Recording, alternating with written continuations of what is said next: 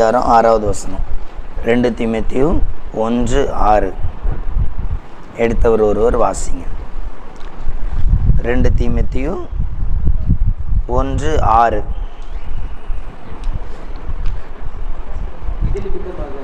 ஆம்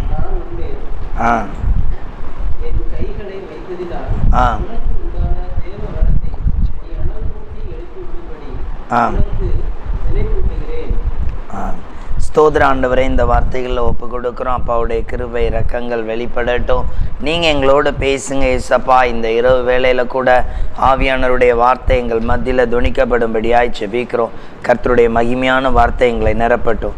இயேசுவின் நாமத்தில் பிதாவே, ஆமேன். இன்றைக்கு நம்முடைய செய்தியின் தலைப்பு அனல் மூட்டப்பட வேண்டும். நம்முடைய ஆவிக்குரிய வாழ்க்கையில் ஒவ்வொரு நாளும் அனல் மூட்டுகிற இந்த பகுதியில் இருக்கணும்.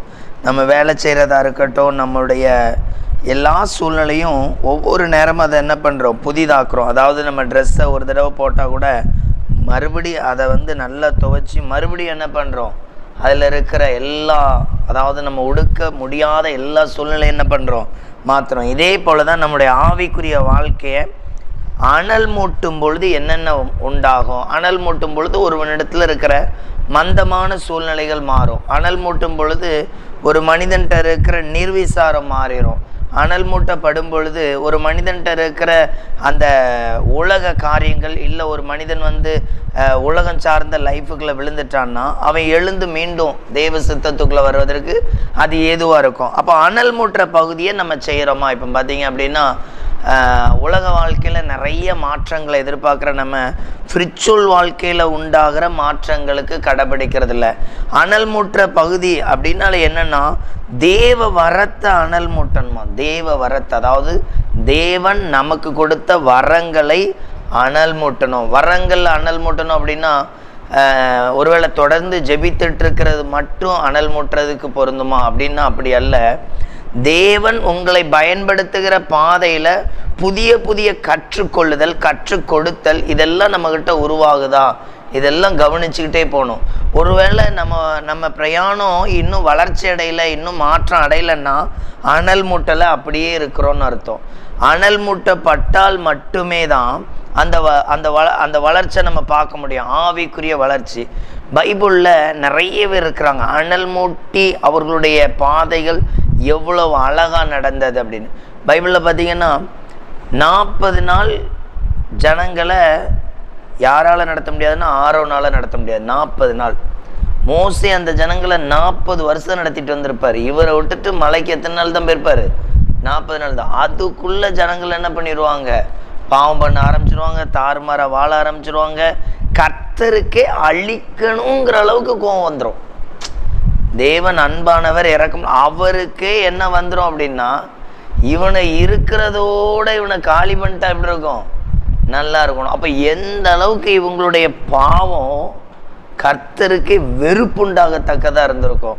அப்போ கவனிச்சு பாருங்க, 40 நாள் 6 நாளில் நடத்த முடியல அப்படின்னா இவர் மேலே இருந்த அபிஷேகமும் இவர் மேலே இருந்த அபிஷேகமும் வித்தியாசமாக இருந்திருக்கு. மோசே இருக்கிற காலங்களில் மோசே சொல்கிறத ஜனங்கள் கேட்டாங்க, ஆனால் ஆரோன் ஜனங்கள் சொல்கிறத ஆரோன் கேட்குறான். அப்போ நீங்கள் நல்லா கவனிக்கணும், பைபிளை எடுத்து போகிற நீங்கள் மாம்சம் சொல்கிறத உங்கள் ஆத்துமா கேட்கக்கூடாது, வேதம் சொல்லுகிறத உங்கள் ஆத்துமா கேட்கணும். அப்பந்தான் அந்த ஆத்துமா அனல் மூட்டப்படுவதற்கு ஆயத்தப்படும். அனல் மூட்டப்படுவதற்கு ஆத்துமா மாம்சம் சொல்கிறத கேட்டுச்சு அப்படின்னா மாம்சம் சொல்லும், தூங்கப்பா போதும், கொஞ்சம் நேரம் கழித்து என்ன பண்ணலாம், எழுந்துடலாம், தூங்கிடுவோம், இன்னைக்கு எங்கேயும் போக வேண்டாம், இன்னைக்கு என்ன பண்ணலாம், நமக்கு பிடிச்ச மாதிரி இருக்கலாம், வாரத்தில் ஒரு நாள் இன்னைக்கு இருந்துரும், நாளைக்கு இப்போ ப்ரேயர் போகிற டைம் வந்துடும், திடீர்னு அந்த நேரத்தில் யாராவது வந்துடுவாங்க, நமக்கு பிடிச்சவங்க வருவாங்க, நம்ம ஜெபக்குழுக்களுக்கு போக வேண்டிய நேரம். அப்போ என்ன பண்ணும், சரி இவங்கள விட்டுட்டு போனால் எப்படி இருக்கும், என்ன நினைப்பாங்க அப்படின்னு சொல்லிட்டு இன்னைக்கு நான் பிரேசல் வரல, ஒரு விருந்தாள் வந்திருக்கிறாங்க, பிரேசலுக்கு போகிறோமா போகலையாங்கிறத செக் பண்ணுறதுக்கு தான் ஆளே வந்திருக்கிறாங்க. நம்ம ஒரு ஜெப கூட்டத்துக்கு போகும்பொழுது நம்ம வீட்டுக்குள்ளே ஒரு ஆள் வர்றாங்க அப்படின்னா நீ இதை தாண்டி போய் அனல் மூட்டுறியா இல்லை இதை பார்த்துட்டு உட்காருறியாங்கிறது தான் என்னது. இப்போ நிறைய பேருக்கு இன்றைக்கி ஜெப கூட்டம் இல்லை, இன்றைக்கி கூடி ஜோங்கணும் இல்லை, இன்றைக்கி எங்கள் வீட்டில் நிறைய விருந்தாள் இருக்கிறாங்க, அதனால் என்னால் வரவும் முடியாது, இன்றைக்கி நம்ம நடத்தவும் முடியாது, அடுத்த வாரம் ஒரு நாள் என்ன, இப்படி நாட்கள் ஆண்டவருடைய பாதத்தில் தள்ளி போடவே கூடாது. அவர் பாதத்தில் இருக்க, அப்போ அதுதான் அனல் மூட்டுற பகுதி. சில உறவினர் நம்மளை ரொம்ப அட்ராக்டிவ் பண்ணி வச்சுருப்பாங்க, நம்மளும் அவங்க மேலே நிறைய ஈர்ப்பில் இருப்போம். அந்த உறவு ஒரு நாள் வரும் பொழுது நம்ம ஆண்டவருடைய போகிற சமூகத்துக்கு போகிற நேரம் வந்து இடிக்கும். இப்போ எப்படி மறுபடியும் அனல் மூட்டுறவங்க, ஏன்னா அந்த நபரை அனுப்பிவிட்டதே பிசாசு நம்மளை மந்தப்படுத்தும்படி தான். அப்போ அதெல்லாம் ஜெயிக்கிறோமா? இதுதான் அனல் மூட்டுற பகுதி, ஒரு ஸ்பிரிச்சுவல் வாழ்க்கையில் அனல் மூட்டுற பகுதி. அப்போ இந்த அனல் மூட்டுற பகுதி அதை எப்படி போட்டிருக்குன்னா, நான் இது நிமித்தம் உண்மையில் கைகளை வைத்த பொழுது. நீங்கள்லாம் எங்கேயாவது ஒரு கூட்டத்தில் போய் ஒரு அபிஷேகத்தை பெற்றிருப்பீங்க, அந்த வேளையில் ஆண்டவர்கிட்ட ஒப்பு கொடுத்துருப்பீங்க, ஆண்டவரே உமக்காக இப்படி இருப்பேன் அப்படி இருப்பேன்னு என்ன பண்ணியிருப்பீங்க, அறிக்கையிட்டிருப்பீங்க. இப்போ இது ஒரு வரம், தேவ வரம், இப்படி இருக்கணுங்கிறது என்னது, ஆயத்தப்பட்டாச்சு. இனி இந்த வரத்தை அனல் மூட்டை கடந்து போகிறோமா? இந்த வரத்தை அனல் மூட்டை, இந்த வரத்தை அனல் மூட்டுறதுன்னா நல்லா கவனித்து பாருங்கள். ஒரு இடத்துல நம்ம வந்து காய்கறியை வெட்டவோ இல்லை இந்த நம்ம தோட்டத்தில் வேலைக்கோ ஒரு பெரிய அருவா ஒன்று வாங்கிட்டு வந்துருக்குறோம். இந்த அருவா வாங்கிட்டு வந்த அன்னையிலேருந்து அதை வந்து தீட்டாமல் அதை புதுப்பிக்காமல் பயன்படுத்தி கொண்டே இருந்தால் அது என்ன ஆகும் அப்படின்னா, நம்மளுடைய பலனெல்லாம் அது இழக்க பண்ணும், நம்மளுடைய பலனெல்லாம் இழக்க பண்ணும். ஒரு மனிதன் ஆவிக்குரிய வரங்களில் தரித்திருந்து ஜோமனி பழகிட்டான்னா, ஒரு பிசாசை விரட்டவோ ஒரு வியாதிஸ்தருக்கோ மணிக்கூறுக்குள்ள ஜோம் பண்ண வேண்டாம். அங்கே போய் 2 நிமிஷம் ஜோம் பண்ணால் போதும் வியாதி மாறிடும், 2 நிமிஷம் ஜோம் பண்ணால் போதும் பிசாசு என்ன பண்ணிடும். ஏன்னா அந்தரங்கத்தில் இவனுடைய ஆவியை பலப்படுத்தினதுனால வெளியரங்கத்தில் அவன் அதிகமாக என்ன பண்ண வேண்டாம். இப்போ பைபிளில் பார்த்தீங்க அப்படின்னா, பேதுருவும் யோவானும் பெந்தேகோஸ் நாளுக்கு அடுத்த நாள் எங்கே வர்றாங்க, ஆலயத்துக்கு. அதாவது 50x1 51வது நாள் எங்கே வந்திருக்கிறாங்க, ஆலயத்துக்கு வந்திருக்கிறாங்க. இப்போ ஆலயத்துக்கு வந்த அவங்க வந்த உடனே ஒரு சப்பானியை 1 செகண்டில் எழுப்புறாங்க. சப்பானி எதிர்பார்த்தது அவன் கோயில் வாசலில் பிச்சை எடுக்கிறவன் ஏதாவது வெள்ளி தொட்டோ இல்லை சாப்பாடோ எதிர்பார்த்துருப்பான். இவர்களுடைய ஆசீர்வாதம் எப்படின்னா, அவன் இனி பிச்சையே எடுக்கக்கூடாதுங்கிற அளவுக்கு அவனை மாற்றுறாங்க. அப்போ நம்மளுடைய அனல் மூட்டை பட்டிருக்கோம் அப்படின்னா, நம்ம ஒரு ஆளுக்கு ஜெபம் பண்ணுறோம், இல்லை நம்ம கூட ஒரு ஆள் வர்றாங்க அப்படின்னா, அவங்களுடைய நிலைமைகள், அவங்களுடைய லைஃப் ஸ்டைல், அவங்களுடைய வாழ்க்கை இயேசுவை சார்ந்திருக்கிற மாதிரி மாற்றுவோம். அதுதான் நம்ம அனல் மூட்டை பட்டிருக்கோம். ஒருவேளை அவன் மாற்றப்படவே இல்லை அப்படின்னா, நாம் சரியாக அனல் மூட்டப்படவே இல்லை. நம்ம அனல் மூட்டப்பட்டோம் அப்படின்னா அப்படிப்பட்ட மாற்றத்துக்குள்ளே என்ன பண்ணிடுவோம், கொண்டு வந்துடுவோம். அப்போ இது நமக்கு ரொம்ப அவசியமான ஒரு ஸ்பிரிச்சுவல் வாழ்க்கை. அதனால தான் அங்கே சொல்லப்பட்டிருக்கு, நீ அனல் மூட்டி எழுப்ப உனக்கு என்ன பண்ணுறேன், ஞாபகப்படுத்துகிறேன். இந்த அனல் மூட்டுறது இருக்க எழும்ப தான் ஒவ்வொன்றா ஜெயம் எடுப்பீங்க. ஒரு ஜெபக்குழு இன்னைக்கு பார்த்தீங்கன்னா, நீங்கள் எவ்வளோ நேரம் ஜெபம் பண்ணீங்கன்னா, எவ்வளோ நேரம் ஜெபம் பண்ணீங்க, 1 மணி நேரம் 10 நிமிஷம் சரியாக ஜெபம் பண்ணியிருக்கீங்க. எவ்வளோ நேரம்? ஆனால் உங்களுக்கு அவ்வளோ டைம் போன மாதிரி தெரிஞ்சிச்சா? எனக்கு தொடங்கின மாதிரி இருந்துச்சு, முடித்த மாதிரி ஆயிடுச்சு. 1 மணி நேரம் 10 நிமிஷம் என்ன பண்ணியிருக்கீங்க. இதே நீங்கள் 4 பேர் உட்காந்து ஜெபம் பண்ணிருப்பீங்கன்னா, அந்த 1 மணி நேரத்துக்கு எத்தனை வாட்டி எந்திரிச்சிருப்பிய, எத்தனை வாட்டிக்கு அந்த பக்கம் உருண்டிருப்பிய, அந்த பக்கம் உருண்டிருப்பிய. அப்போ அனல் மூட்டுற அளவுக்கு ஆண்டவருடைய பிரசன்னம் இருந்ததுனால 1 மணி நேரம் நமக்கு போனதே தெரியல. 1 மணி நேரம் போன. அப்போது நம்மளுடைய வாழ்க்கை அனல் மூட்டை பட தான் நம்ம பைபிள் படிக்கிறதா இருக்கட்டும், நம்முடைய வேதத்தின்படி நடக்கிறதா இருக்கட்டும், அதெல்லாம் லெகுவாக இருக்கும், கஷ்டமாகவே இருக்காது, அது லெகுவாக இருக்கும். அதனால தான் ஆண்டவர் நமக்கு கொடுத்துருக்கிற வார்த்தை சொல்கிறார், என் நுகத்தை ஏற்றுக்கொள்ள. அது எப்படி தான் இருக்கும், லெகுவாக தான் இருக்கும். சிலவங்க சொல்லுவாங்க, இவ்வளோ நேரம் ஜெபிக்கிறது எவ்வளோ கஷ்டம். உண்மையிலேயே அப்படியெல்லாம் கிடையாது. நீங்கள் அனல் மூட்டை படும் பொழுது அது உங்களுக்கு ஒரு பலனாக மாறிடும். ஜெபம் ஒரு பலனாக மாறும், வேத வசனம் ஒரு ஆசீர்வாதமாக மாறும். இப்படி இருக்கும் பொழுது ஏதாவது விடுவோமா? விட மாட்டோம். ஜெபம் நமக்கு பலன்னா என்ன பண்ணும், அதை இன்னும் பலப்படுத்த விரும்பும். வேத வசனம் நமக்கு ஆசீர்வாதமாக இருக்குன்னா அந்த ஆசீர்வாதத்தை எங்கேயாவது வச்சுட்டு போமா? நோ, அந்த ஆசீர்வாதத்தை இன்னும் என்ன பண்ணும். அப்போ இது அனல் மூட்டப்படுற ஒரு வாழ்க்கை. இதில் எங்கெங்கெல்லாம் டவுன் ஆகி கிடக்கிறோம், எங்கெங்கெல்லாம் விழுந்து கிடக்கிறோம், எங்கெங்கெல்லாம் இந்த அனல் மூட்டுறதுல இன்னும் அதிகரிக்கிறோம், இதைத்தான் பார்க்க போகிறோம். ஒரு மனிதனுடைய வாழ்க்கையில் அபிஷேகம் இல்லை, தேவ ஆசீர்வாதம் நமக்கு வந்துட்டு, இல்லை ஆவிக்குரிய ஒரு எழுப்புதல் வந்துட்டுன்னா நம்ம அனல் மூட்டப்படணுமா? அனல் மூட்டப்படுறதுக்கு நம்ம எப்படிப்பட்ட வாழ்க்கையை நம்ம என்ன பண்ணணும், ஆயத்தப்படணும். இங்கே நம்ம இன்னைக்கு தெரிஞ்சுக்க போகிறோம். அனல் மூட்டப்படக்கூடாத அளவுக்கு நம்மளை நெருக்குகிற சில காரியங்கள். 2 தீமோத்தேயு 3வது அதிகாரம் 5வது வசனம். 2 தீமோத்தேயு 3:5 வாசிக்கிறேன். வாசிங்க. தேவபக்தியின் வேஷத்தை தரித்து அதின் பலனை மறுதலிக்கிறவர்களாயும் இருப்பார்கள். இப்படிப்பட்டவர்களை நீ விட்டு விலகு. ஒரு மனிதன் தேவ பக்தியின் வேஷத்தை தரித்து, அப்படி அந்த வேஷத்தை தரித்திருக்கிறவர்கள் அவங்க என்ன பண்ணுவாங்கன்னா அதன் பலனை மறுதலிக்கிறவர்களாக இருப்பார்கள். இப்படிப்பட்டவர்களை விட்டு என்ன பண்ணு, விலகு. சில வேளைகளில் நம்முடைய ஆவிக்குரிய வாழ்க்கையை இடர பண்ணுறதும் அதற்கு விரோதமாய் செயல்படுகிற சில நபர்கள் உண்டு. நீங்கள் எல்லாரையும் நம்ம கர்த்தர்கிட்ட இழுத்துட்டு தானே போகணும். கட்டாயம் எல்லாரையும் ரெட்ஷிப்பில் நடத்தணும். அது நம்ம மேலே விழுந்த கடமை. ஆனால் நல்லா கவனிக்கணும், உங்களை இடரல் பண்ணுகிற ஆட்களை எல்லா இடத்துலையும் பக்கத்துலேயே வச்சுருக்க கூடாது. நீங்கள் ஒரு ஊழியத்துக்கு போகிறேன்பீங்க, நானும் வர்றேன்பாங்க, சரி போவோம் சேர்ந்து அப்படின்னு சொன்னால் நீங்கள் 10 மணிக்கு அங்கே இருக்கணும். இப்போ தான் அந்த ஆள் 10 மணிக்கு தான் வந்திருக்கும், கொஞ்சம் லேட் ஆகிட்டு. அவ்வளோ நேரம் ஆச்சு, டைமுக்கு போக வேண்டாமா? 10 நிமிஷம் லேட்டானா என்ன இல்லை, ஒன்றும் இல்லை. இது எப்படி இருக்கும்? அந்த அந்த ஆவிக்குரிய வாழ்க்கையை இடரல் பண்ணுகிற ஆட்களாக இருக்கும். அப்போது இவர்கள்ட்ட என்ன பண்ணணும் அப்படின்னா, நம்ம கலந்து கொள்கிற கூட்டத்துக்கு இவங்களை அழைச்சிட்டு போகணும், நடத்துகிற கூட்டத்துக்கு அழைச்சிட்டு போகவே கூடாது. கலந்து கொள்கிற கூட்டத்துக்கு நீங்கள் 10 நிமிஷம் லேட்டாக போனாலும் உங்களை யாரும் என்ன பண்ண போகிறதில்ல, எதிர்பார்க்க போகிறதில்ல. கொண்டு போயாச்சு, கூட்டத்தில் சேர்த்தாச்சு, உட்கார வச்சாச்சு. ஆனால் அதுவே நாம் நடத்த போகிற கூட்டத்துக்கு எல்லாருக்கும் முன்னால் 10 நிமிஷம் என்ன பண்ணி ஆகணும், போய் ஆகணும். அப்போ இந்த ஞானம் நமக்கு தெரியணும். ஏன் ஒரு மனிதன் தேவ பக்தி இல்லை, அந்த தேவ பக்தியை அதை மறுதலிக்கிறவன் இல்லை, அந்த பக்தியின் வேஷத்தை தரித்து அதன் பலனை மறுதலிக்கிறவன். அதன் பலன் என்னவா இருக்கு? எதை குறித்து பலன் சொல்லப்பட்டிருக்கு? தேவனுக்கு பிரியமாய் நடக்கும் பொழுது ஒரு பலன் உண்டாகும். ஒரு மனிதனுக்கு கர்த்தருக்கு கீழ்ப்படிஞ்சு ஆண்டவரை ஏற்றுக்கொண்டு அதன்படி நடக்கும் பொழுது ஒரு பலன் உண்டாகும். அதான் சொன்னேன் இல்லையா, ஜெபம் பண்ணி பண்ணி வளரும் பொழுது அவனுக்கு ஜெபந்தான் பலன். அவன் சாப்பிட்ற சாப்பாடை விட அவன் ஜெபம் பண்ணுறது அவனுக்கு பலனாக இருக்கும். அவன் ஜெபம் பண்ண ஆரம்பிச்சுட்டான் அப்படின்னா எந்த போராட்டத்தையும் ஜெயிச்சிருவான்.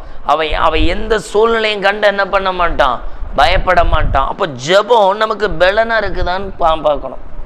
சிலவங்க சொல்லுவாங்களே, ஜெபம் பண்ணுறதுக்கு என்ன கஷ்டமாக இருக்குது, அவன் பலனை சுதந்திரிக்க கஷ்டம், அவனுக்கு ஜெபத்துக்கு மேலே என்ன வரல, அந்த நம்பிக்கை வரல. அப்போ அதனால தான் போட்டிருக்கு, மேலே நிறைய பாவங்களை குறித்து போட்டிருக்கோம். மாம்சத்தின் அங்கே சொல்லப்பட்டிருக்கும் கடைசி நாட்களில் கொடிய காலம் என்று. அதில் நிறைய போட்டிருக்கு, இச்சை பாவம் அப்படின்னு நிறைய போட்டிருக்கு.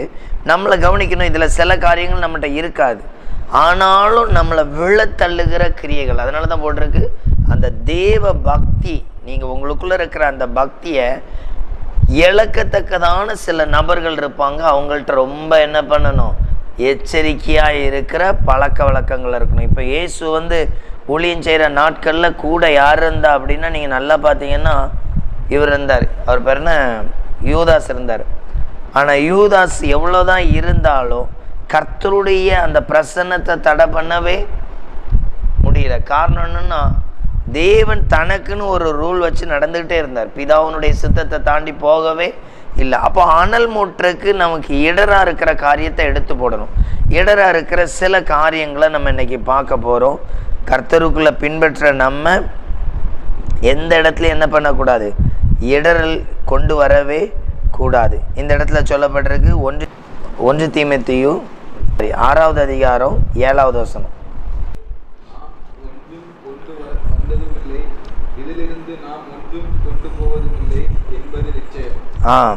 இந்த இடத்துல என்ன சொல்லப்பட்டிருக்குன்னா, இயேசுவை ஏற்றுக்கொண்டு அந்த ஆவிக்குரிய அந்த பலனை நீங்கள் சுதந்திரித்து அப்படியே தக்க வைக்கணும்னா ஒரு ஐடியா இருக்கணுமா, இந்த உலகத்துலேருந்து ஒன்றும் கொண்டு வரல, ஒன்றும் கொண்டு போகவே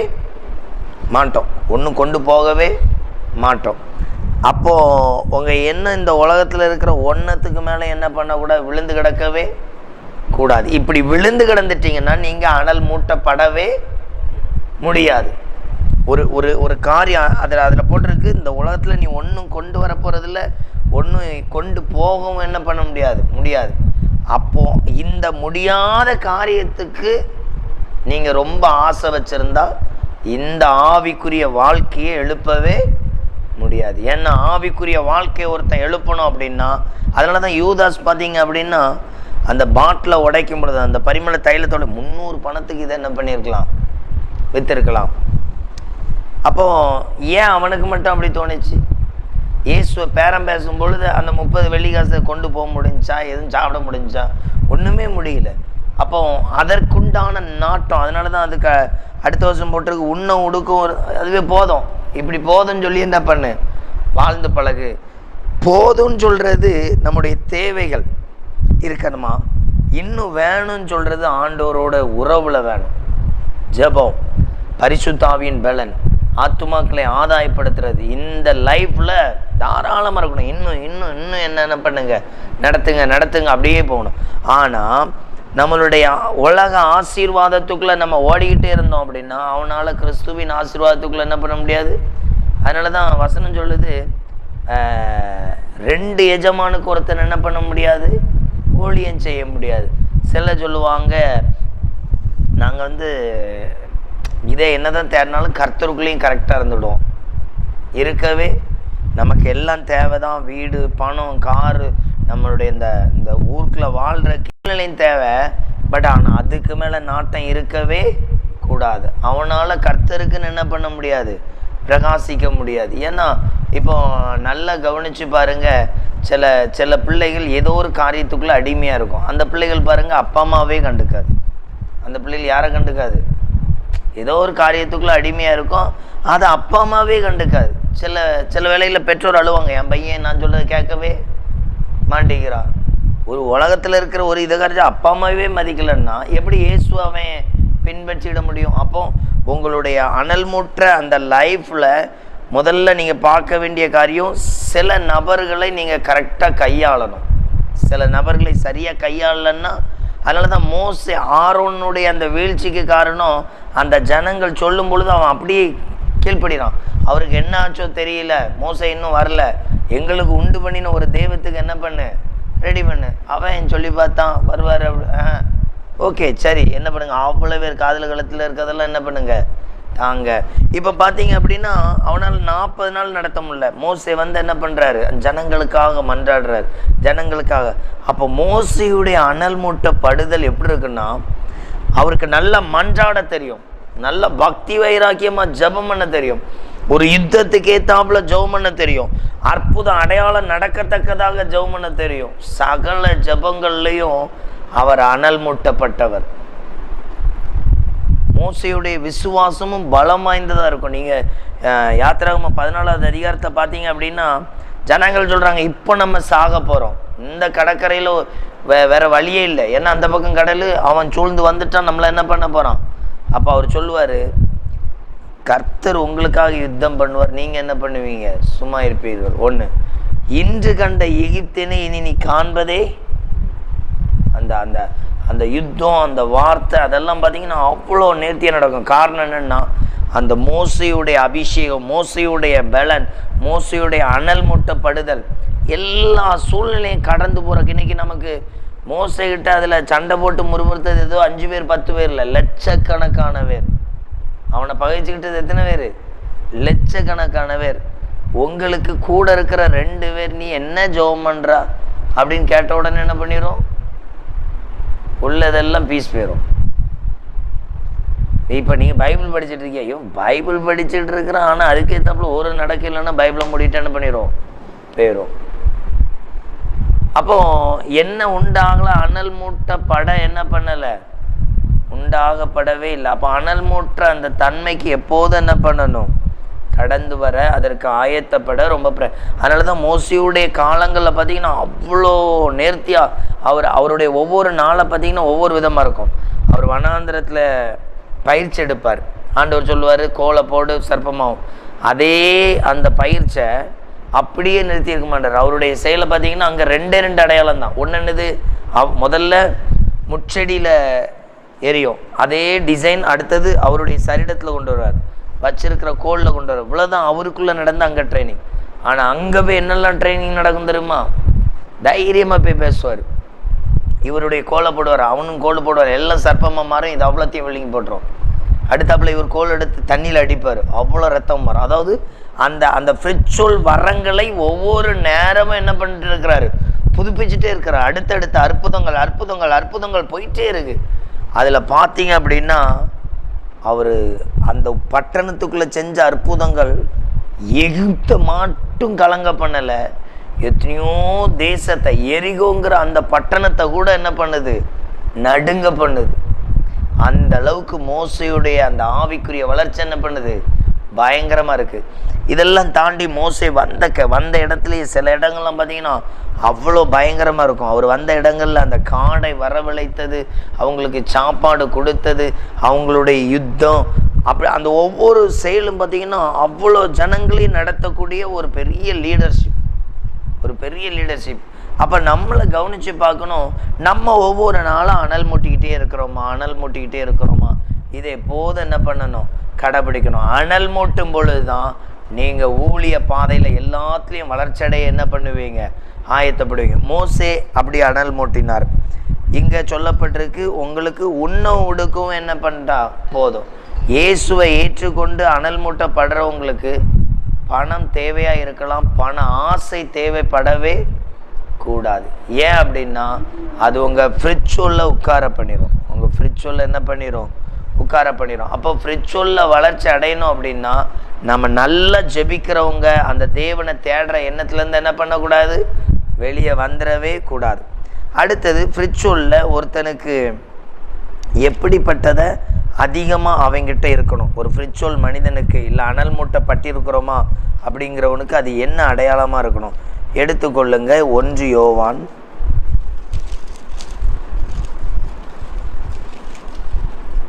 1 யோவான் எடுத்துக்கொள்ளுங்க. அதில் ஒரு மனிதனுடைய ஆவிக்குரிய அபிஷேகம். 1 யோவான் 2வது அதிகாரம் அதனுடைய 27வது வசனம். 1 யோவான் 2:27. நீங்கள் ஆம் ஆம் ஆம்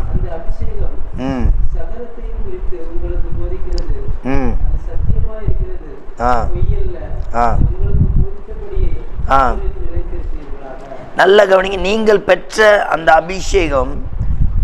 அபிஷேகம் உங்களில் நிலைத்திருக்கிறது, ஒருவரும் உங்களுக்கு போதிக்க வேண்டியதில்லை. புரியுதா உங்களுக்கு?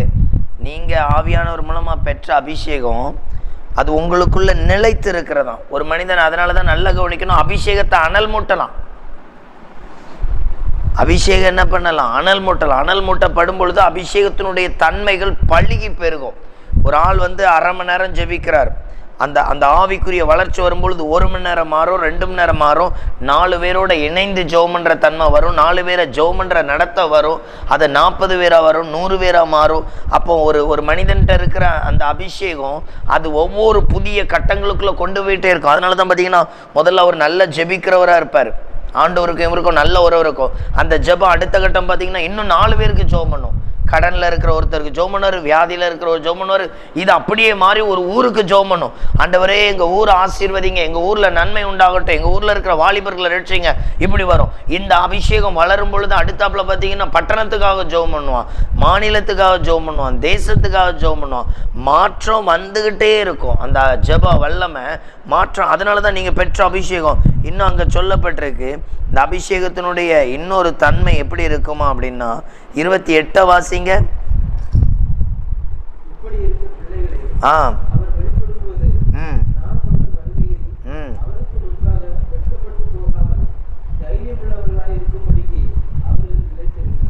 இங்க சொல்லப்பட்டிருக்கு, இந்த அவரில் நிலைத்திருங்கள், அவருக்குள் நிலைத்திருங்கள், அபிஷேகத்தில் நிலைத்திருங்கள். இந்த லைஃப் ஒரு மனிதனுக்கு மிக அவசியம். அதான் போட்டிருக்கு, இப்படி இருக்க பிள்ளைகளே அவர் வெளிப்படும் பொழுது. இது என்ன சொல்லிருக்குன்னா, இயேசு மத்தியவானத்தில் வரும் பொழுதும் நீங்க நிலைத்திருக்க இந்த அபிஷேகம் தேவை.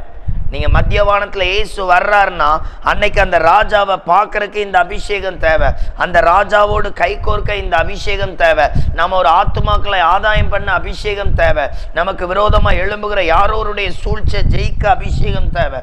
அந்த அபிஷேகம் நம்ம ஜெபத்துல வேத வசனத்துல பலவானாவே வச்சிருக்கோம். அதனாலதான் அந்த இடத்துல சொல்லப்பட்டிருக்கு பார்த்தீங்களா, அவருக்கு முன்பாக வெட்கப்பட்டு போகாமல் தைரியம் உள்ளவர்களாக இருக்கும்படி. இன்னைக்கு நிறைய கூட்டத்தில் போய் கேட்டால் எத்தனை பேர் இப்போ இயேசு வந்தால் போவீங்கன்னா யாருமே இல்லையே சொல்ல மாட்டாங்க. ஏன் சொல்ல மாட்டாங்கன்னா இந்த வார்த்தையின்படி அவங்களுக்கு என்ன இருக்காது, தைரியம் இருக்காது. புரியுதா உங்களுக்கு? ஒரு கூட்டத்தில் போய் யாரெல்லாம் ஏசு இப்போ வந்தால் போகிறக்கு ஆயத்தமாக இருக்கிறீங்க அல்லேலியா சொல்லுங்கன்னா என்ன பண்ணுவாங்க தெரியுமா? அமைதியாக இருப்பாங்க. அப்போ சொல்லுவாங்க, ஆண்டவர் வர்றனே. எப்போவுமே உங்களை ஆயத்தமாக வச்சிருக்கிறார் ஆண்டவர். நீங்கள் விசுவாசித்தாலே என்ன பண்ணிடுவீங்க? பாவம் நல்லா கவனிக்கணும். உங்கள் பிரயாசத்தில் மன்னிக்கப்படுதானா? இல்லை. ஆண்டவர் என் பாவத்தை என்ன பண்ணுறாரு? மன்னிக்கிறார். நான் அதை விசுவாசிக்கிறேன். புரியுதா உங்களுக்கு? நான் 1 மணி நேரம் ஜெபம் பண்ணேன், அதனால ஆண்டவர் பாவத்தை மன்னிச்சார்னு யாருமே சொல்லவே. ஆண்டவருடைய அந்த கல்லன் சொல்கிறான், உம்முடைய ராஜ்யம் வரும்பொழுது என்ன பண்ணும்? அவரை விசுவாசிச்சான், அவன் பாவங்கள் மன்னிக்கப்பட்டது.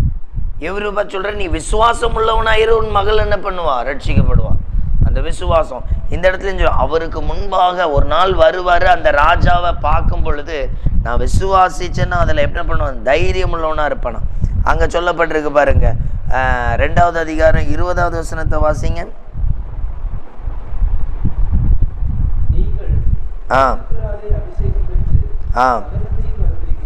நீங்கள் பரிசுத்தராலே அபிஷேகம் பண்ணப்பட்டிருக்கிறீங்க, சகலத்தையும் என்ன பண்ணியிருக்கிறீங்க?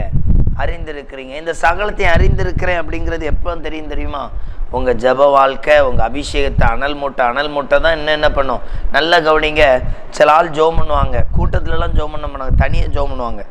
கூட்டத்தில் அவங்களுக்கு ஒரு ஜபகுறி கொடுக்கும் பொழுது எனக்கு பழக்கம் இல்லைம்பாங்க, சும்மா தெரிஞ்ச மாதிரி ஜோம் பண்ணுங்க. அதுவே ஒரு 10 வாட்டி அந்த கூட்டத்தில் கலந்து கொள்ள அவங்களால அதுக்கப்புறம் பார்த்திங்கன்னா ஏதோ பெரிய ஜப வீரர் போல் என்ன பண்ணிடுவாங்க? மாறிடுவாங்க. அதுக்கு காரணம் என்ன? அவங்க தொடர்ந்து அந்த கூட்டத்துக்கு வந்ததல்ல, அவங்களுடைய அந்த ஸ்பிரிச்சுவல் வாழ்க்கை என்ன பண்ணுது? வளர்ச்சிக்கு நேராக அனல் மூற்ற தன்மைகள் வரும்பொழுது ஒரு ஃபயரான அனுபவங்களுக்குள்ள என்ன பண்ணிடுவாங்க? வந்துடுவாங்க. அதனால தான் இப்போ நம்மளை கவனித்து பார்க்கணும். ஒன்று, நீங்கள் தேவையில்லாத நபர்களோடு கை கோர்க்கிறது உங்கள் ஸ்பிரிச்சுவல் என்ன பண்ணும்? முடக்க பண்ணும். நம்ம அடுத்தது அங்கே பார்த்தோம் இல்லையா, உலகத்தில் நிறைய காரியங்கள் உங்களுக்கு தேவை, ஆனால் அதுக்கு மேலேயே விழுந்து கிடக்கிறதும் நம்மளை என்ன பண்ணிடும்? விழத்தள்ளிடும். அடுத்தாப்புல நம்ம மோசையுடைய காரியங்களை பார்க்கும்பொழுது மோசை எப்படி இருந்தார் அப்படின்னா, அவருடைய செயலில் நாளுக்கு நாள் ஸ்பிரிச்சுவல் டெவலப்மெண்ட் ஆகிட்டே இருக்குது. ஸ்பிரிச்சுவல் என்ன பண்ணுது? வளர்ச்சி அடைஞ்சிட்டே இருக்குது. மோசையை போல் என்ன முகமுகமாக பார்த்த ஒருத்தர் யாருமே இல்லை. அவ்வளோக்குள்ள ஆண்டவர்கிட்ட என்ன இருக்குது? ஒரு கட்டத்தில் மோசையே ஜனங்களால் பார்க்க முடியல. எப்படி அவன் மேலே அந்த ஒரு பெரிய பிரகாசம் இருந்துச்சான். அவன் சொல்கிறான், உன் மேலே துணி எடுத்து போட்டு என்ன பண்ணு? மூடிக்கிட்டு பேச. அந்த அளவுக்கு. அது காரணம் என்ன சொல்லுங்கள்? அவன் அந்த கர்த்தரோடு என்ன பண்ணுறான்? தொடர்ந்து 40 நாள் அங்கே இருக்க அந்த பிரசன்னம் ஊற்றப்பட ஒரு பெரிய மகிமை என்ன பண்ணுது? வெளிப்படுத்துது. அப்போ நீங்கள் பெற்றிருக்கிற அந்த அபிஷேகத்தை என்ன பண்ணுங்க? அனல் மூட்டுங்க. அபிஷேகத்தை அனல் மூட்ட சில காரியங்களெல்லாம் கடைபிடிக்கணும். இது உங்கள்கிட்ட இருக்கிற குறையா நினைக்கக்கூடாது. நான் குறை சொல்கிறேன்னு நினைக்கக்கூடாது. எந்த கூட்டத்தில் போனாலும் கால் நீட்டவே செய்யாதீங்க. நீங்கள் வச்சிருக்கிற பைபிள் அவ்வளோ கனமானது. உங்களுக்கு முன்னால் ஒரு அதிகாரி இருந்தால் கால் நீட்ட மாட்டான்ல, ரொம்ப கனத்தும்ல. நான் என் வீட்டில் அந்தரங்கத்தில் தனியாக பைபிள் படித்தா கூட கால் நீட்டிட்டு என்ன பண்ண மாட்டேன்? பைபிள் படிக்க மாட்டேன். இது ஒரு பழக்க வழக்கங்கள். இது உங்களை இது இல்லை, எல்லாருக்கும் டயர்ட் இருக்கும், விலகினம் இருக்கும், முட்டு மாற்றி வலிக்கும். எல்லோரும் மாம்சத்தில் தான் இருக்கிறோம். நம்ம ஒன்றும் வானத்துலேருந்து குதித்து ஓடலை. அதனால் நமக்கு எல்லா டயர்டும் இருக்கும். ஆனால் ப்ராக்டிஸ் என்ன பண்ணணும்? ஆயத்தப்படுத்திக்கணும். இது நமக்கு ரொம்ப இது. அடுத்தாப்பில் நம்மளுடைய ஜெப நேரங்களில் நல்ல முழங்கால் போட்டு ஜெபம் பண்ணுற பழக்க வழக்கங்களுக்கு நம்மளை ப்ரிப்பேர் பண்ணணும். அதுக்கு ஆண்டவர் கிருபை செய்வார். 1 மணி நேரம் முழங்கால் போட்டு ஜெபம் பண்ணுறதுக்கு ஆண்டவர் என்ன பண்ணுவார்? கிருபை செய்வார். இங்கேருந்து நம்ம திருநெல்வேலிக்கு பஸ்ஸில் போகிறோம், 1.5 மணி நேரம் ட்ராவல்னு வைங்களேன். 1.5 மணி நேரத்துக்கு மேலே ஆகுது. இடமே இல்லை உட்கார்றதுக்கு. நின்றுட்டு போவோமா? கீழே உட்காந்துருவோமா? நின்றுட்டு தான் போவோம். கீழே உட்காந்து அது நமக்கு எப்படி இருக்கும்? அதில் உட்காந்து நமக்கு ஒரு மாதிரியாக இருக்கும், அப்படி தானே? எப்படி? நின்றுட்டே போவோம். அப்படி ப்ராக்டிஸில் பழகிட்டோம். இங்கேருந்து நம்ம ஒருவேளை சென்னைக்கு போகிறோம், சீட்டே கிடைக்கலன்னா அதில் என்ன பண்ணுவோம்? லைட்டாலாம் அணைச்சி விட்ருவாங்க. உட்காந்து என்ன பண்ணுவோம்? சீட் இல்லை, நம்ம ஏதோ தத்தி எடுத்து போயிருக்கிறோன்னா உட்காந்துருப்போம். என்ன பண்ண மாட்டோம்? இதுங்க மாட்டோம். புரியுதா உங்களுக்கு? குரல்ல நம்ம ஒரு லீடர்ஷிப்பாக இருக்கிற ஒரு இடத்துல நீங்கள் 4 பேரை நடத்தணும்னு விரும்பினா உங்ககிட்ட கட்டாயம் உங்களுக்கு முழங்கால் ப்ராக்டிஸ் கட்டாயம் இருக்கணும். அப்போ தான் நீங்கள் ஒரு ஆள்கிட்ட என்ன பண்ண முடியும், முழங்காலில் நின்று ஜெபம் பண்ணுங்கடே, இப்படி பைபிள் படிங்க அப்படிங்கிறத என்ன பண்ண முடியும், இதுங்க முடியும். அப்போ ஏன் அப்படின்னா, இயேசு நமக்கு அப்படி தான் எல்லா இடங்களையும் நமக்கு ரோல் மாடலாகவே காட்டி கொடுத்துருக்கிறார். நீங்கள் இயேசுவோட அதை மோசே வந்து எப்படி இருந்தார்னா, இயேசு கூட பழகி பழகி பழகி பழகி அவருடைய செயல் ஜெபம்லாம் இயேசுவை போல் இருக்கும். மோசே 40 நாள் இருந்தார். இயேசு ஊழியம் தொடங்குற முடியாது எத்தனை நாள் இருக்கார், 40 நாள் இருக்கிறார். அந்த உபவாசம் இதெல்லாம் பார்த்தீங்க அப்படின்னா அந்த அளவுக்கு அவர் ஒரு கூட்டத்தில் சொல்லுவார், ஆபிரகாம் அப்படிம்பார். ஓ, உங்களுக்கு ஆபிரகாம்லாம் தெரியுமா, அவர் எங்கள் முன்னோர், நீ அப்பமே வச்சிருக்கியா அப்படின்னு இயேசுகிட்ட என்ன பண்ணுவாங்க, ஜனங்கள் தர்க்கம் பண்ணுவாங்க. அப்போ நல்லா கவனிச்சு பாருங்க, இயேசு தம்மோடு நெருங்கி இருக்கிறவர்களுக்கு அவரை போலவே ட்ரைனிங் கொடுக்குறாரு. இது எல்லா இடத்துலையும் நீங்கள் வேதத்தை அப்படி தான் புரட்டி எடுத்து படிக்கணும். சும்மா இன்னைக்கு இவ்வளோ படிக்கிறது நல்லதுங்கிறதுக்கு மட்டும் படிக்கக்கூடாது. அங்கே இயேசு எப்படி ஒவ்வொருத்தர் கூட என்ன பண்ணார், பவுல் ஆண்டவராகி இயேசுவை ஏற்றுக்கொள்ளும் பொழுது பவுல்கிட்ட ஒரு தன்மை மாறும். எப்படி தெரியுமா, அவன் வந்து ஒவ்வொரு இடத்துலையும் பிரசங்கம் பண்ணுறதெல்லாம் நீங்கள் பைபிளில் படித்து பார்க்கணும். அப்போஸ்தலரில் பவுல் பண்ணுற பிரசங்கம். இன்றைக்கி நம்ம பேசியிருக்க மாதிரிலாம் அவர் பேச மாட்டார். ஆண்டவர் உங்கள் வியாதியை மாற்றுவாராக, கடனில் இருக்கிறீர்களா, கண்ணீரை, அப்படியெல்லாம் பேசியிருக்க மாட்டார். ஆனால் வியாதியெல்லாம் குணமாக்கியிருப்பார், ஏகப்பட்ட அற்புதம் செஞ்சுருப்பார். ஆனால் அவருடைய ஊழியத்தில் அவர் பிரசங்கம் பண்ணும்பொழுது பாருங்கள், ஒரு இடத்துல அங்கே யூதர்களுக்கு ஒரு ஆலயம் இருக்கும். அந்த இடத்துல அவர் பிரசங்கம் பண்ணும்போது எப்படி பண்ணுவார் தெரியுமா, ஆபிரகாம் எடுப்பார், ஈசாக்கு எடுப்பார், யாக்கோப் எடுப்பார், அப்படியே மோசே எகிப்திலேருந்து கொண்டு வந்தது, அப்படியே தாவீது, இப்படியே வரிசையாக காட்டி இந்த சந்ததியில் வந்தவர் இயேசு, இவர் உங்களுக்காக அடிக்கப்பட்டிருக்கிறார், இவர் தான் மேசியா, இவரை ஏற்றுக்கொள்ளும் பொழுது தான் நம்ம நித்திய ஜீவனை அடைய முடியும். அந்த யூதர்களுக்கு புரிகிற மாதிரி பிரசங்கம் பண்ணியிருப்பார். நீங்கள் பைபிளில் படிச்சிங்கன்னா தெரியும். அப்படியே அந்த ஒவ்வொரு பகுதியாக எடுத்து என்ன பண்ணியிருப்பார், இயேசுவை பிரசங்கம் பண்ணுற இல்லை இயேசு பேசுகிற இடங்கள்லாம் பார்த்தீங்க அப்படின்னா, நீங்கள் மத்தேயுவில் பார்த்தீங்கன்னா ராஜான்னு சொல்லி பேசுவார். ராஜா மத்தேயு 25 படிச்சிங்கன்னா மகிமை பொருந்தினவராய் அந்த ராஜா அவர் தன்னை மேசியாவாக காட்டுவார். தாவீதின் குமாரனா ராஜாவாக என்ன பண்ணுவார். அப்படியே லூக்காவில் பார்த்தீங்கன்னா வைங்களேன், பிதா குமாரனா பேசுவார், குமாரனுக்கு அதிகாரம் உண்டு அப்படிம்பாரு. இவன் என்ன பிதாவுக்கு சமமாக பேசுகிறான் அப்படின்னு சண்டைக்கு வருவாங்க. ஏசு ஞானஸ்தானம் எடுத்து வெளியே வந்த உடனே அங்கே ஒரு சத்தம் வரும், இவன் என் நேசகுமாரன், நான் இவர் மேல் என்ன பண்ணுறேன். அங்கே குமாரனாகவே என்ன பண்ணியிருக்கோம். அப்படியே நீங்கள் யோவானுக்கு வந்தீங்கன்னா அங்கே போட்டிருக்கோம், தன் ஆண்டவரும் ஆண்டவராகவே காண்பார், கடவுளாக காண்பிப்பார். பிதாவுக்கு இணையா, என்னை காண்கிறவன் பிதாவை காண்கிறான், நானும் பிதாவும் ஒன்றாக இருக்கிறோம், நாங்களும் அந்த பிதாவை பார்க்கணும் அப்படின்னு சீசர் சொல்லுவாங்க. நீ என்ன கண்ட பிதாவை கண்ட மாதிரி. அப்போ கவனிச்சு பாருங்க, அந்த கால்கள் சொல்லுவாங்க, ஆண்டவரும் போதகருமாகிய நானே இது உங்கள் கால்களுக்கு கண்ட, நீங்களும் என்ன பண்ணுங்க, இதை செய்யுங்கள். அப்போ எல்லா இடத்துலையும் அவங்களாம் எப்படி பிரசங்கம் பண்ணியிருக்காங்க, ஏசு எப்படி காட்டி கொடுத்துருக்கிறாரு, ஏசு எப்படி தன்னை வெளிப்படுத்தியிருக்காருன்னா அவர் அவ்வளோ அழகாக செயல்பட்டிருப்பார். அப்போ இந்த கடைசி காலங்களில் நம்ம இருக்கிற இந்த காலங்களில் நம்முடைய ஃப்ரிச்சோல் எழுப்பும்படியாகவே என்ன பண்ணோம். அதனால தான் ஜெபம் எப்படி நம்ம இப்போ சில வீட்டிலலாம் சொல்லுவாங்க, பிள்ளை தாயார் 1 மணி நேரம் 2 மணி நேரம் முழங்கால் போட்டு ஜெபம் பண்ணுற பழக்கம் பெற்ற வீடாக இருந்தால் அந்த வீட்டுக்குள்ளே பிள்ளைகள் அவ்வளோ பக்தியாக மாறிடும். ஏன்னா ஒரு எரியிற நெருப்பில் கொண்டு போய் ஒரு கப் தண்ணியை ஊற்றினா அந்த நெருப்பெல்லாம் என்ன பண்ண முடியாது, அணைக்க முடியாது. அது ஒரு கூட்டமாக இருந்தால் என்ன பண்ணோம், அனல் வரக்க எரிஞ்சிட்டு இருக்கோம். அப்போ நல்லா கவனிச்சு பாருங்க, ஒரு ஜெப வீரர் எழும்ப அந்த ஒன்றும் வேண்டாம், நீங்கள் இதில் இருக்கிற நீங்கள் டெய்லி 2 மணி நேரம்லாம் ஜோமணி பழகி பாருங்கள், ஆவிக்குள்ளே நிறைஞ்ச நல்ல அபிஷேகத்தோட உங்கள் தெருக்களில் இருக்கிற அநேக காரியங்களை உங்ககிட்ட பேசுவார், உங்கள் ஊரில் நடக்க போகிற காரியங்களை பேசுவார், உங்கள் சர்ச்சில் நடக்க போகிற காரியங்களை பேசுவார். ஏன்னா அனல் மூட்டிக்கிட்டே இருப்பார். நீ இதுக்காக ஜோமன்னு இந்த காரியத்துக்கு, ஜோமன்னு இந்த காரியத்தை என்ன பண்ணு, பேசு, இந்த நபர்கிட்ட இந்த காரியத்தை சொல்லி, இதை இப்போ இவங்க எப்படி இருக்கிறாங்க. ஏன் அப்படின்னா அவருக்குன்னு நிறைய பாரம் இருக்கும். இப்போ நான் வந்து பைக்கில் போகிறேன், எனக்கு ஒரு விபத்தோ ஏதோ ஒரு காரியம் நடக்க போகுது. ஒரு நாளைக்கு முன்னாடி என் பக்கத்து வீட்டுக்காரங்கள்ட்ட பேசுவாங்க, அவங்க நல்ல ஜெபம் பண்ணுறவனை பேசுவாங்க. பக்கத்து வீட்டுக்காரனுக்கு நாளைக்கு என்ன பண்ணு, நீ இவ்வளோ நேரம் ஜெபம் பண்ணிட்டு அவனை பேசு, அவன்கிட்ட சொல்லு, பைக்கில் கவனமாக போகணுமான்னு சொல்லு. புரியுதா உங்களுக்கு? டெய்லி ஆண்டவர் பேசுறதுக்கு ஆயத்தமா இருப்பார். அப்போ அனல் முற்ற தன்மைகளை நம்ம இன்னும் என்ன பண்ணணும்? அந்த அனல் மூட்டுனா என்ன உண்டாகுதான் பாருங்க. அனல் மூட்டுனா என்ன உண்டாகுதான் அதில் எடுத்துக்கொள்ளுங்க. 2 தீமோத்தேயு 1:7 வாசிங்க. அனல் மூட்டுனா என்ன உண்டாகுது? அனல் மூட்டுற இடத்துல என்ன மாற்றம் வருது? தேவன் நமக்கு பயமுள்ள ஆவியை கொடாமல் பலமும் அன்பும் தெளிந்த புத்தியும் உள்ள ஆவியை கொடுத்திருக்கிறார். அனல் மூற்றவங்களுடைய வாழ்க்கையில தான் பலமுள்ள ஆவி உண்டாகும். பலமுள்ள ஆவி.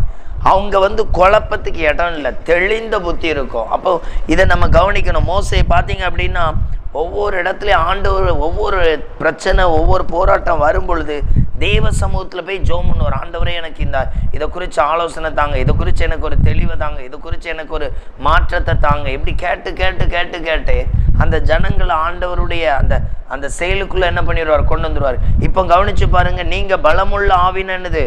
உங்கள் பலமுள்ள ஆவியில் இருக்கிறீங்கிறக்கு அடையாளமே நல்ல ஜெபம். நல்ல ஜெபம். உங்கள் ஜெபம் அப்படி இருக்கணும். அந்த ஜெபம் பண்ணும் பொழுது ஒரு வியாதிசர் பக்கத்தில் இருந்தால் அவனுக்குள்ள அந்த வியாதி மாறி ஒரு ஜெபபலன் அவனுக்குள்ள என்ன பண்ணிடணும்? நிரப்பப்பட்டுறணும். நீங்கள் ஜெபம் பண்ணும் பொழுது ஒரு ஆள் டயர்டாக இருக்கிறாங்க அப்படின்னா உங்களுடைய அந்த துதிபலிகள் அவங்கள அனல் மூட்டி எழுப்பிடணும். இந்த மாதிரி என்ன பண்ணிடணும்? பலம்ல. அடுத்து தெளிந்த புத்தி கொடுத்துருக்கிறார். தெளிந்த புத்தி. இந்த தெளிந்த புத்தின்னு என்ன தெரியுமா? உங்கள் மூலமாக அநேகர் ஆலோசனை வாங்கிக்கிட்டே இருக்கணும். ஆலோசனை வாங்கிட்டே இருக்கணும். அதனால தான் ஊழியம் செய்கிறவர்களை கர்த்தர் எப்படி வச்சிருக்கிறாரா? ஆத்துமாக்களை ஆதாயம் பண்ணுகிறவன் ஞானவான். ஆத்துமாக்களை ஆதாயம் பண்ணுகிறவன் ஞானவான். கர்த்தருக்கு பயப்படுதலே. அப்போ கர்த்தருக்கு பயப்படுறதுன்னா என்ன அர்த்தம்? ஆத்துமாக்களை ஆதாயப்படுத்தணும். அப்போ நம்ம ஜெபம் பண்ணுறோம் ஏதோ ஒரு வகையில். அப்போ உங்களை என்ன பண்ணுங்க? ஆயத்தப்படுத்துங்க. இன்னும் பலமுள்ள ஒரு காரியத்துக்கு என்ன பண்ணுங்க? செயல்படுங்க. அப்படி செயல்படும் பொழுது ஆண்டவர் உங்களை என்ன பண்ணுவார்? வல்லமையா. அதனால அனல் மூட்டுறதை என்ன பண்ணிடாதீங்க? விட்டுறவே செய்யாதீங்க. அனல் மூட்டுங்க. ஒவ்வொரு நாளும் ஜெபம் வளர்ந்துக்கிட்டே இருக்கட்டும், வளர்ந்துக்கிட்டே இருக்கட்டும். முழங்கால் போட்டு பைபிள் படித்து பழகுங்க. முழங்காலில் நின்று பைபிள் படிங்க. அப்படி அந்த மாதிரி நம்மளை ப்ராக்டிஸ் பண்ணுங்கள். டெய்லி ஒரு அதிகாரம் மட்டும் முழங்காலில், டெய்லி ஒரு அதிகாரம் மட்டும் என்னது முழங்காலில் அப்படி ப்ராக்டிஸ் பண்ணுங்கள். டெய்லி நான் ஒரு 5 குடும்பத்துக்கு ஜெபம் பண்ணணும். டெய்லி ஒரு பர்டிகுலராக ஒரு 10 பேரை ரட்சிப்புக்காக ஜெபம் பண்ணணும். இப்படி என்ன பண்ணுங்க? ஆயத்தப்படுங்க. நீங்கள் என்னெல்லாம் ஜெபம் பண்ணுறீங்களோ அதெல்லாம் ஆண்டவர் என்ன பண்ணுவார்? அதை ஆசீர்வாதமாக. மறுபடியும் சொல்கிறேன், நம்ம எப்போ ஒரு மனிதனுக்கு வியாதிக்கு ஜெபம் பண்ணும் பொழுது மாறும் அப்படின்னா ஆண்டவர் உங்களுக்குள்ளே வரணுமா? சாம் ஜெபத்தில் ஐயா சொல்லுவார். அவர் ஜெபம் பண்ணும் பொழுது எப்படி ஜெபம் பண்ணுவாரான்னா, ஆண்டவரே, நான் அந்த பிள்ளை மேலே கை வைக்கிறேன், என் கைக்குள்ளே உங்கள் கை என்ன பண்ணணும்? இருக்கணும். நான் ஜெபம் பண்ணுவேன், அந்த பிள்ளை வியாதி என்ன பண்ணிடணும்? மாற்றிடணும். சாம் ஜெபத்தில் ஐயா அப்படி சொல்லுவாங்களாம். அதே போல் சாது சுந்தர் சிங் வடமாநில அந்த மிஷினரியாக இருந்தார் இல்லையா, NMSல இருந்தார், தெரியும் இல்லையா சிங்கு. அவர் நம்ம மாவட்டத்துக்கெலாம் வந்திருக்கிறாராம் ஊழியத்துக்கு. அந்த நாட்களில் அவர் வந்தால் பல ஆயிரக்கணக்கான பேர் அப்பமே கூடுவாங்களாம். நான் வரலாறுல கேள்விப்பட்டேன். அப்போ அவர் சொல்லுவாராம், ஆண்டவரே, இவ்வளோ ஆட்கள் இருக்கிறாங்க, என்கிட்ட எந்த குணமாக்குற வரங்களும் இல்லை, நான் வியாதி மாறட்டும்னா நீங்கள் என்ன பண்ணிடுங்க? குணமாக்கிருங்க. ஆண்டவரே, நான் உங்கள் கண்ணீர் துடைக்கப்படட்டும்னா நீங்கள் என்ன பண்ணிடுங்க? அவங்க வீட்டில் அற்புதம். இப்படியெல்லாம் என்ன பண்ணுவாராம்? ஜெபம் பண்ணுவாராம். அந்த அளவுக்கு அவங்கள அனல் மூட்டி என்ன பண்ணியிருக்கிறாங்க? செயல்படுத்தி இருக்கிறாங்க. அதனால் நம்மளும் ஆயத்தப்படுவோம். கர்த்தர் இந்த வார்த்தையின்படி உங்கள் ஒவ்வொருவரையும் ஆசீர்வதிப்பாராக. ஜெபிப்போமா?